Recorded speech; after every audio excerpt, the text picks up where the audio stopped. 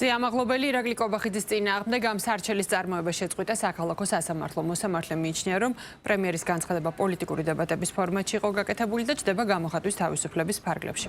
ამაღლობელის ადვოკატის ცნობით სარჩელი უკავშირდება პრემიერის სიტყვებს, რომ ამაღლობელი მოქმედება დაკვეთით, რათა უცხოელ აგენტებს დაეკნინებინათ ქართული პოლიცია. მოსარჩელემ ამ ინფორმაციის საჯარო უარყოფა მოითხოვა. ამაღლობელი დღეს ხდომას არ დასწრებია, პროცესზე არ ყოფილა არც მოპასუხე მხარე.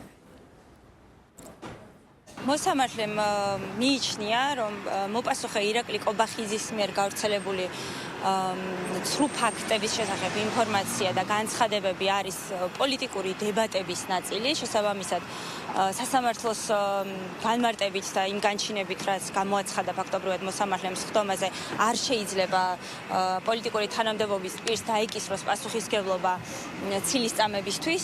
ეს არის საშიში პრეცედენტი არა მხოლოდ ზიამაღლობელისთვის და ზიამაღლობელთან დაკავშირებული საქმეებისთვის, არამედ ზოგადად ქართული მართლმსაჯულებისთვის, იმიტომ რომ ამ მიდგომით, სასამართლოს ამ მიდგომით და კანონის ინტერპრეტაციით გამოდის, რომ არც ერთ შემთხვევაში პოლიტიკური თანამდებობის პირი პასუხისმგებელი არ იქნება მის მიერ გავრცელებული ცრუ ფაქტებისთვის.